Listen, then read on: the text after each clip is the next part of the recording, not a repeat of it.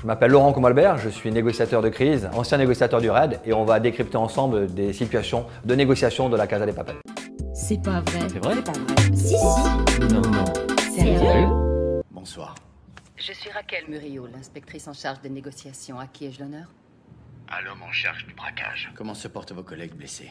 Pour l'instant, nous n'avons à déplorer aucune perte.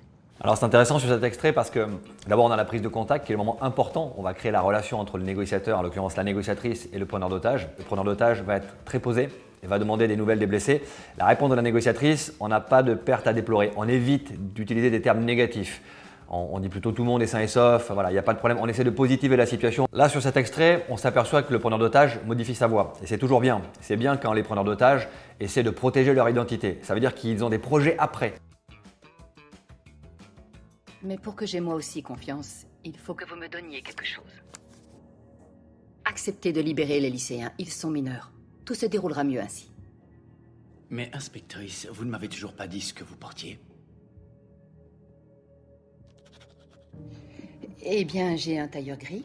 Alors elle répond à sa question, effectivement, elle peut le faire, mais j'aurais plutôt proposé un échange de la libération des lycéens, de dire ensuite la façon dont elle est habillée. Parce que ça permet de donner toujours une contrepartie à une concession. On ne fait jamais de concession sans demander une contrepartie.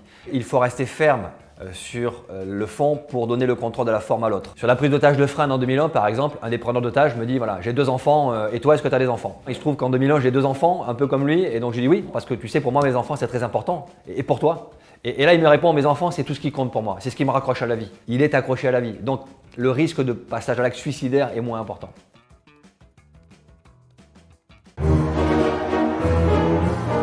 Alors quand on voit la demande d'amener à manger pour le réconfort des otages et quand on voit les plats de paella qui passent sous la haie d'honneur des journalistes sur un périmètre de sécurité, on ne laisse pas la presse aussi près. On évite de montrer ce type de transaction, de le mettre sous l'œil des caméras parce que ça montre que c'est le preneur d'otage qui a le contrôle, qui décide de la mise en scène qu'il va appliquer. Dans des prises d'otages, notamment en prison, il m'est arrivé d'avoir des preneurs d'otages qui demandaient à avoir des pizzas. On leur a amené des pizzas en échange de pouvoir discuter avec un des surveillants de prison qui était pris en otage pour avoir du renseignement.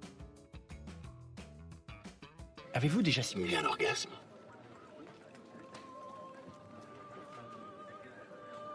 Non. Je vous en prie, inspectrice, ne me mentez pas.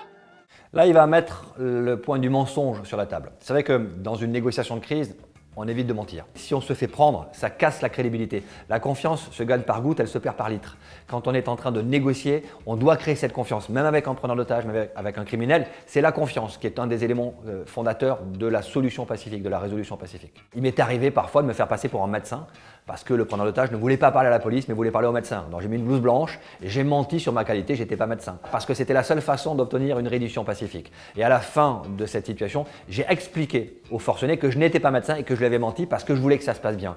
Et il m'a remercié de l'avoir fait parce qu'effectivement il s'était rendu, la pression était descendue. Mais on évite de mentir parce que c'est pas comme ça dans notre métier. On a une déontologie particulière, même si on pourrait le faire, on évite de le faire.